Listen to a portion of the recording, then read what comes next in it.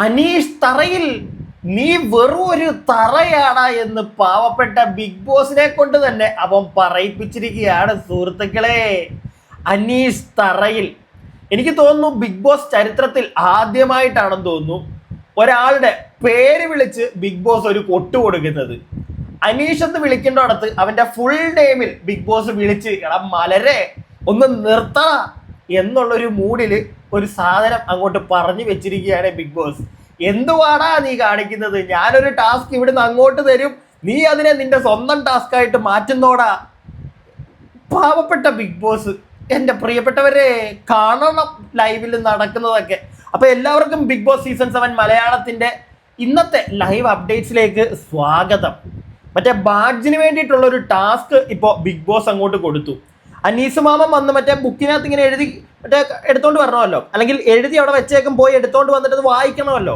ഇവൻ എടുത്തോണ്ട് വരുന്നുണ്ട്, ഇവൻ വായിക്കുന്നുണ്ട്. പക്ഷെ ഈ വായിക്കുന്ന ഈ മണ്ടനായിട്ടുള്ള ക്യാപ്റ്റന് ഒരു തേങ്ങയും മനസ്സിലാവുന്നില്ല, ഒരു മാങ്ങയും ഇവന് മനസ്സിലാവുന്നില്ല. ഇത്രയും ദിവസം ഞാൻ വിചാരിച്ചിരുന്നത് ഇവന്റെ ഗെയിം സ്ട്രാറ്റജി കൊള്ളാം, സാധനം കൊള്ളാം. ആരെങ്കിലും എന്താണെങ്കിലും ഒക്കെ പറഞ്ഞ് ഇവൻ പോയി ചൊറിയും, എന്തെങ്കിലുമൊക്കെ പറഞ്ഞ് എല്ലാവരെയും ചൊറിയും, എന്നിട്ട് മിണ്ടാതെ ഇങ്ങനെ മാറി നടക്കുക. അതവന്റെ ഒരു സ്ട്രാറ്റജി. ആ ഒരു സാധനം കൊള്ളാം. പക്ഷെ അത് ജനങ്ങളെ വെറുപ്പിക്കുന്നുണ്ടെന്ന് നമ്മൾ നേരത്തെ പറഞ്ഞൊരു കാര്യമാണ്.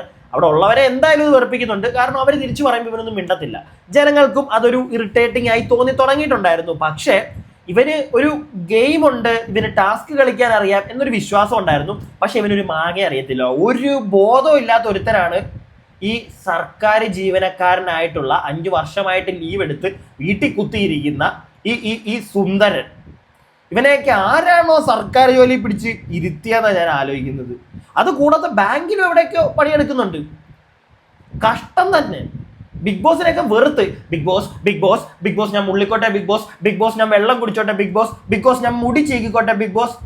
ആ ബിഗ് ബോസ് എന്ന് പറഞ്ഞ ആ സൗണ്ടിന്റെ ഉടമസ്ഥന് ആ ഒച്ചയാണല്ലോ നമ്മൾ കേൾക്കുന്നത്. ആ വ്യക്തിക്ക് സത്യം പറഞ്ഞാൽ ഇവനെ കൊണ്ട് പൊറുതിമുട്ടി കേട്ടാ, സത്യമായിട്ട് പൊറുതിമുട്ടി. അതുകൊണ്ടാണ് ഞാൻ നേരത്തെ പറഞ്ഞ കണക്ക് ഇന്ന് അവന്റെ പേര് വിളിച്ച് ബിഗ് ബോസ് ഒരു കൊട്ട അവന് കൂട്ടത്.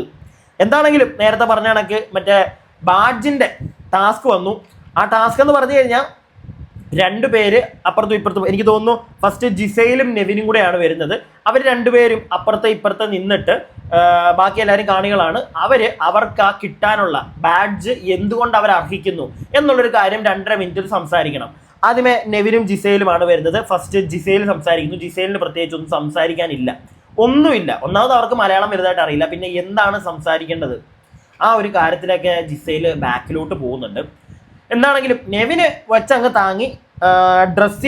ഡ്രസ്സില്ലാതെ നെവിന് പറ്റുന്നില്ല. ബിഗ് ബോസ്, എൻ്റെ കോൺഫിഡൻസ് പോകുന്നു ബിഗ് ബോസ്. ഞാനൊരു ഫാഷൻ്റെ മറ്റേ അങ്ങേ അറ്റമല്ലേ, എനിക്ക് ഒരു കൊറിയോഗ്രാഫർ അല്ലേ ഞാൻ, എനിക്ക് ഡ്രസ്സ് വേണം ബിഗ് ബോസ്. ഡ്രസ്സില്ലാതെ കോൺഫിഡൻസ് മൊത്തം താഴത്തൂടെ മറ്റേ പുറകെ കൂടെ പോവുക ബിഗ് ബോസ്. ആ ഒരു മൂഡാണ്. എന്തായാലും നെവിന് നേരത്തെ തൊട്ടേ അവൻ പറയുന്നൊരു കാര്യമാണ്, അവൻ്റെ കോൺഫിഡൻസ് പോകുന്നു. അപ്പം ഇങ്ങനെ ഡ്രസ്സ് ഇഷ്ടപ്പെട്ടത് ഇട്ടില്ലെങ്കിൽ കോൺഫിഡൻസ് പോകുന്നു എന്ന് പറയുന്നവനൊക്കെ അതിനകത്ത് എന്ത് കാണിക്കുമെന്ന് എനിക്ക് അറിയത്തില്ല. എന്താണെങ്കിലും അവർ 2 പേരും കൂടെ സംസാരിക്കുന്നുണ്ട്, ഒരു വാഗ്വാദം പോലെ. അതിനുശേഷം ഷാരികയും പിന്നെ അപ്പുറത്തെ സൈഡിൽ ആദിലയും നൂറേം വരുന്നു. പിന്നെ ഷാരിക അതിനകത്ത് പറയുന്ന ഒരു ഡയലോഗ് ഉണ്ട്, ഞാൻ ഭയങ്കര ആക്റ്റീവാണ്, അതുകൊണ്ട് ഞാൻ തന്നെ അർഹിക്കുന്ന ആള്.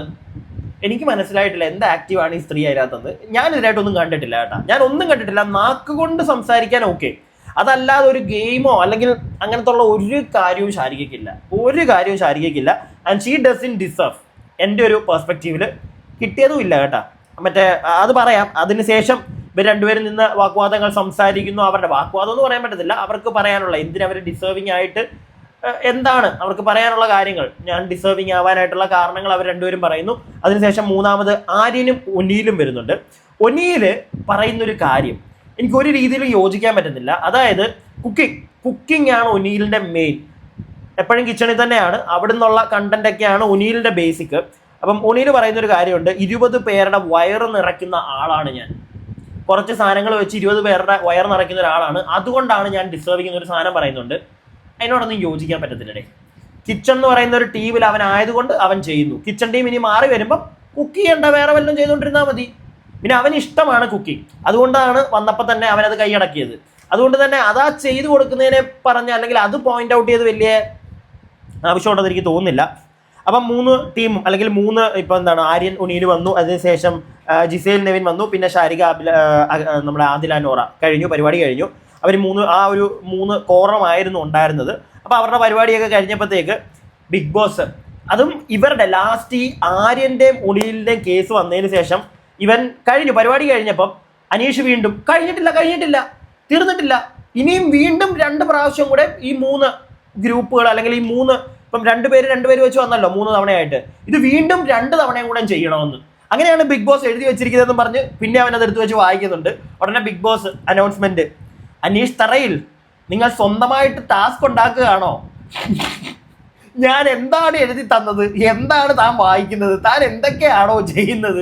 ഈ ഒരു മൂഡിൽ ബിഗ് ബോസ് ഒരു അനൗൺസ്മെന്റ്, അവിടെ ഇരുന്നവരെല്ലാവർക്കും അതങ്ങോട്ട് കേട്ടപ്പോൾ ഒരു സന്തോഷം. കാരണം അനീഷിനിട്ടൊരു കൊട്ടായല്ലോ, ബിഗ് ബോസ് തന്നെ ഡയറക്ടർ കൊട്ടു കൊടുത്തു, അത് ബാക്കി എല്ലാവർക്കും സന്തോഷമായി. കാണുന്ന എനിക്ക് തോന്നുന്നു ജനങ്ങൾക്കും അതൊന്ന് സന്തോഷത്തിനുള്ളൊരു വകയുണ്ട്. കാരണം ഇവന്റെ അനീഷിന്റെ ഒരു മെന്റാലിറ്റി എന്ന് പറഞ്ഞു കഴിഞ്ഞാൽ അത് കൊള്ളാം. ആ സാധനം ഇവിടെ വന്നിട്ട് ആർക്കും താന്നു കൊടുക്കേണ്ട കാര്യമൊന്നുമില്ല, പക്ഷെ അത് ഭയങ്കര ഓവറാവുന്നു. ഞാനാണ് ദ മെയിൻ, ബാക്കി എല്ലാവരും അയ്യേ പാവം പിള്ളേര്, ഞാൻ പറയുന്നത് നിങ്ങൾ കേൾക്കണം, ആ ഒരു മൂഡാണ് ഇവന്.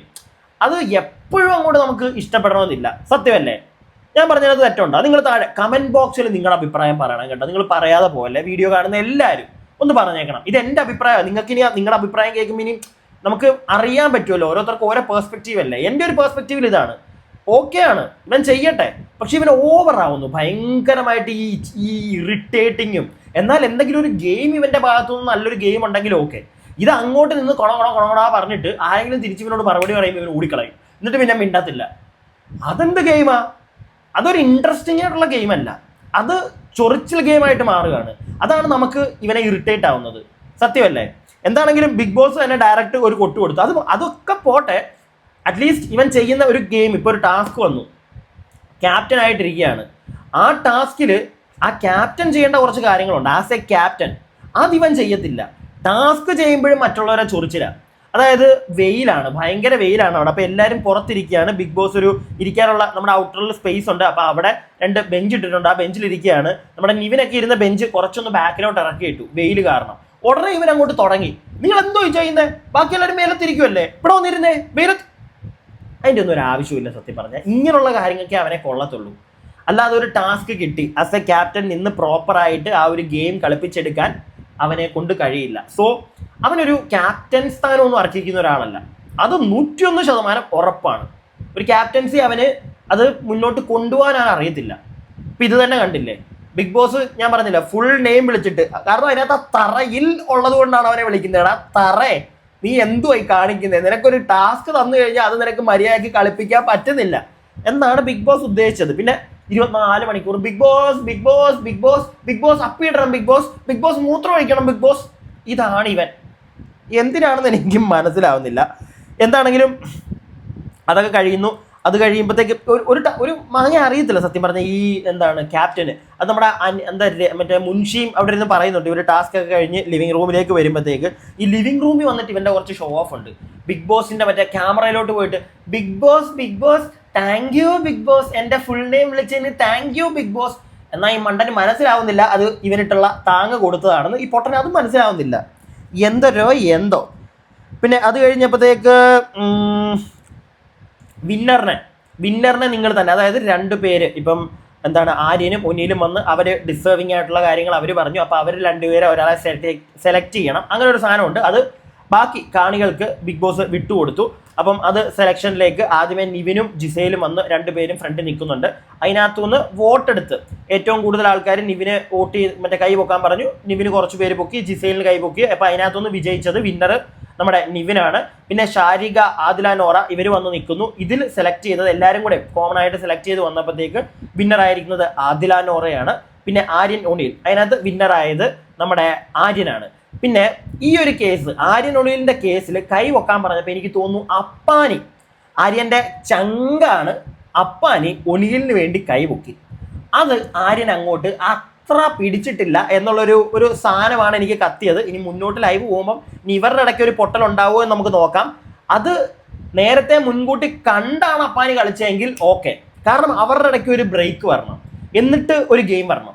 ഇത് ഒരു 2-3 പേര്, ഇപ്പം അക്ബർ, അപ്പാനി, ആര്യൻ, ഇവരൊരു ടീം, അബി, ഇവരൊരു ടീം പോലെ നിന്നിട്ട് ബാക്കിയുള്ളവർക്കിട്ടുള്ള ഒരു ഗെയിമാണ് നടക്കുന്നത്. അത് പൊട്ടണം. എന്നിട്ട് ഇവരുടെ ഇടയ്ക്ക് ഒരു ഒരസലുണ്ടാവണം. എന്നിട്ട് അതിനകത്തോട്ട് വേറെ ആൾക്കാർ വരണം. മനസ്സിലായില്ലേ? അങ്ങനെ പോകുമ്പോഴത്തേക്കൊരു ഇൻട്രസ്റ്റിംഗ് ആയിരിക്കും ഗെയിം എന്നാണ് എനിക്ക് തോന്നുന്നത്. എൻ്റെ ഒരു അഭിപ്രായമാണ് ഈ പറഞ്ഞത്. നിങ്ങളുടെ അഭിപ്രായം താഴെ കമൻറ്റ് ബോക്സിൽ പറയുക. എന്താണെങ്കിലും നമ്മുടെ അനീഷ് മാമൻ അവനെ കൊണ്ട് കൊള്ളൂലിടും. കോമണർ ഇത്തവണത്തെ വെറും ഊളയായി പോയി എന്നാണ് ഇന്ന് വൃത്തിക്ക്. കാരണം വേറെ ഗെയിമിൽ നിന്നൊന്നും അല്ല മനസ്സിലായത്. ഒരു ടാസ്ക് കൊടുത്തപ്പം, ഒരു ഗെയിം കളിപ്പിക്കാൻ അവൻ്റെ കയ്യിൽ കൊടുത്തപ്പോഴത്തേക്ക് അത് അവനോട് മര്യാദയ്ക്ക് അവന് വായിച്ചു മനസ്സിലാക്കാനോ അത് ഗെയിം കളിപ്പിക്കാനോ ഉള്ള ഒരു കഴിവും അവനില്ല. ഒരു കഴിവുമില്ല. അങ്ങനത്തെ ഒരുത്തന് ഒരിക്കലും ക്യാപ്റ്റനായിട്ടിരിക്കാനും അർഹതയില്ല. അത് ഒരിക്കലും അർഹതയില്ല. ഇനി ഇവൻ ഒരിക്കലും ഒരു ക്യാപ്റ്റനായിട്ട് വരല്ലേ എന്നാണ് എൻ്റെ ഒരു അഭിപ്രായം. ഒരു പ്രാർത്ഥന. കാരണം ഇവനായിക്കഴിഞ്ഞാൽ പോയി. പിന്നെ ഇവൻ അതിൻ്റെ ഇടയ്ക്ക് എന്തോ വാക്ചാതുര്യം എന്നൊക്കെ പറയാനായിട്ട് മലയാളം റൈറ്ററോ എഴുത്തുകാരൻ എന്നാണെന്നൊക്കെയാണ് പറഞ്ഞത്. പക്ഷെ ഇവന് മര്യാദയ്ക്ക് സംസാരിക്കാനും എഴുതാൻ പോലും അറിയത്തില്ല എന്നാണ് എനിക്കെന്തായാലും തോന്നുന്നത്. അപ്പോൾ ബാക്കി ലൈവ് പോയി കാണട്ടെ. ഇനി എന്തൊക്കെ ഈ സമയം കൊണ്ട് അവിടെ നടന്നത് കണ്ടറിയാം. അപ്പോൾ വീഡിയോ ആദ്യമായിട്ട് കാണുന്നവരൊന്ന് ചാനൽ സബ്സ്ക്രൈബ് ചെയ്യുക. ലൈക്ക് ചെയ്യാതെ കാണുന്നവരെ, പ്രിയപ്പെട്ടവരെ, വീഡിയോയ്ക്ക് ഒരു ലൈക്ക് തരിക. അടുത്ത ബിഗ് ബോസ് ലൈവ് അപ്ഡേറ്റിനായി stay tuned and stay viewed.